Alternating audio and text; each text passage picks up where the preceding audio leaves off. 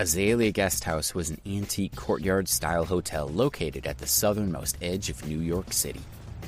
By the time Darren's car arrived, Alex and the others had already settled in. Everything had been arranged, so they just needed to check in. After parking, Darren called Alex, who quickly came out and led them in through the gate to the Azalea Guest House. It was already dark. In the courtyard, pine and cypress branches hung in the shadows over the winding garden path and a pool of water. On the surface of the water, there were floating lotus leaves with pink lotus flowers. "This place is quite pretty," Donna thought as she looked at the scenery around her. "I knew he couldn't pick out a hotel, but it's clean here. We finally made it to New York. Why do we have to stay in a bungalow, though? We have so many of them in our country," Lisa thought. Although Azalea Guest House was not as unbearable as she had imagined, she still didn't feel that it was good enough. She liked hotels that were tall buildings like the Berkeley and not bungalow style like the Azalea Guest House, but she didn't see a point in speaking her mind. Although they didn't know how expensive the Azalea Guest House was, they understood that in a metropolis like New York, a hotel like this would not be bad. It might not be comparable to Berkeley Hotel, but it was unlikely that Darren could book a better one. Even though Lisa and the other two couldn't stop complaining, they still ended up staying at the hotel. After a long day, they were all truly tired. The next day, Lisa and her two sisters finished washing up and followed her out of the room. "Although this hotel is a bungalow, it's still quite comfortable to sleep in," Natalie said as she was still a bit pleasantly surprised. "What's there to feel comfortable about? We were too tired yesterday, so we'll all feel this way," Fiona said, curling her lips. "Hey, don't you feel that this hotel doesn't have a lot of people? Last night I had nothing better to do, so I walked around it and found that less than half the rooms were lit up. They have such a big hotel, but so few guests. I'm really curious as to what they're relying on to make money," she added. "Well, this is the hotel that Debbie's boyfriend found, so it can't be that good. If it was good, how could he possibly have brought us here? I think the hotel is about to close down, probably because no one comes to stay here. As it's about to close, it's got cheaper prices. The kid found a deal," Lisa said, sure of herself. Natalie and Fiona nodded. "I asked the attendants last night if they had male escorts here.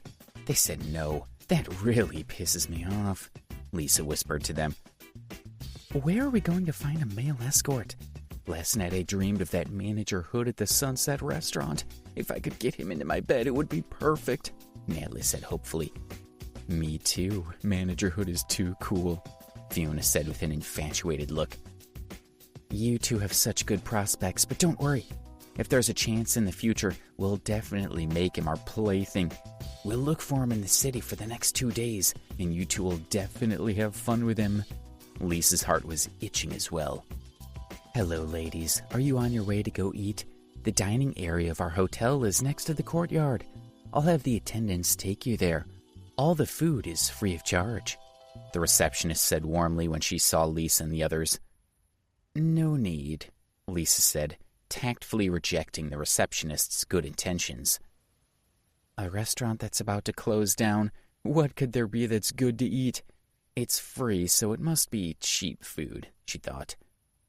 Although the hotel was on the verge of closing, the receptionist and waitress were really attractive. At that moment, Debbie's mother, Carla, walked out as well. "Hello, our hotel offers free food and drinks. It's by the courtyard. I'll have the waiter take you there," the receptionist said as she approached Carla. She had been instructed that this was an important guest that must be treated well. Carla was happy to eat a free meal. The receptionist took her to the courtyard, while Lisa and the other two snickered and walked away. "Look at this big garden. There are so few people walking around at such a good hour in the morning. The food and drinks are free, just perfect for lowly people like Carla and her group. Let's go.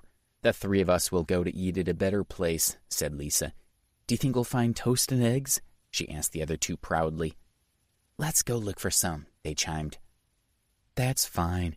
After we finish eating, let's take a good stroll around the city and see where we can find male escorts. I'll let you two ladies have a good time."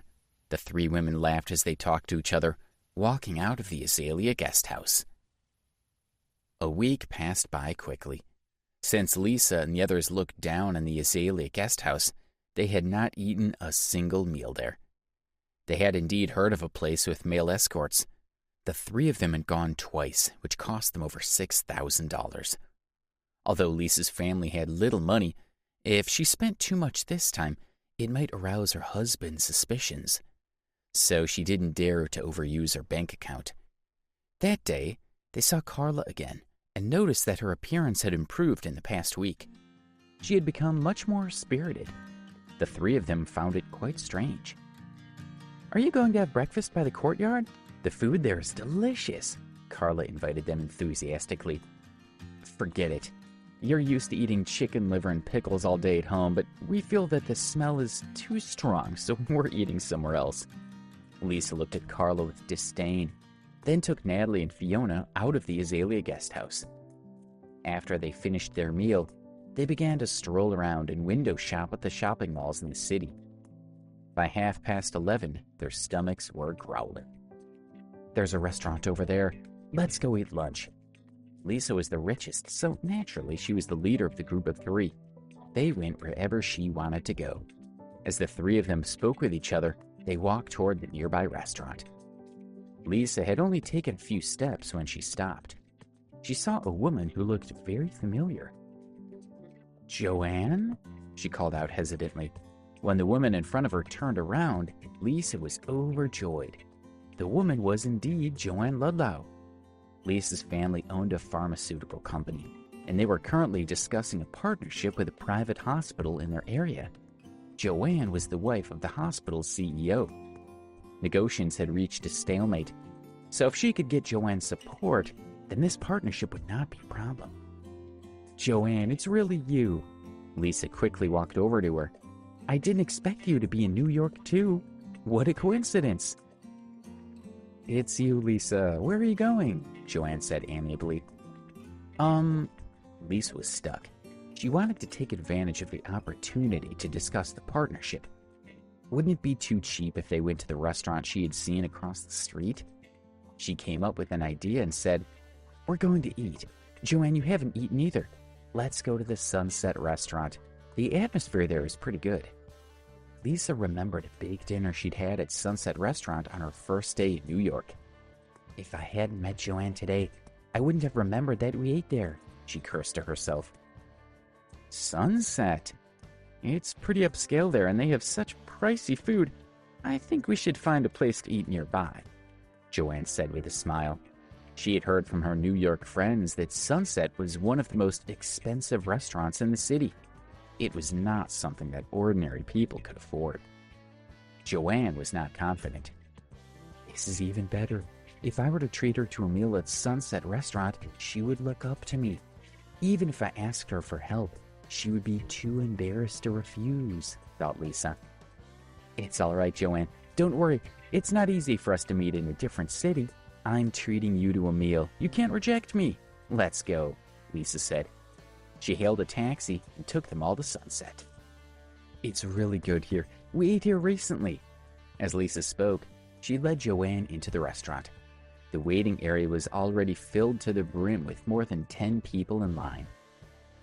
"Lisa, there's a long wait. Why don't we find another restaurant?" Joanne was still a little nervous. In terms of status and wealth, Lisa couldn't even compare to her. And even she was a little scared to come here. She didn't believe that Lisa could afford this place. "Hey, Joanne, what are you looking for?" "Wait a minute, we'll have a seat soon," Lisa said calmly. The last time that they had come here, there hadn't been any free tables, but they had managed to get one. This time, she believed she could again solve that problem just by mentioning Darren's name. "I'll be right back." Lisa gave Joanne a wink before confidently walking up to the hostess. "Where's she going?" Joanne asked Fiona. "You can't just ask the hostess to find us a seat. Is she going to do that? It's impossible.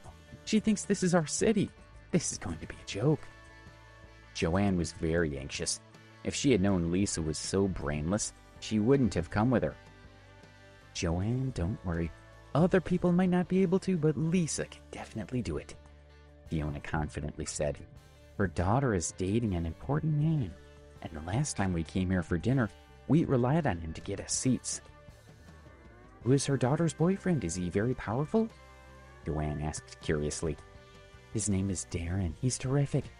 The last time we came here, the manager found a spot for us without a word, and all the food was free.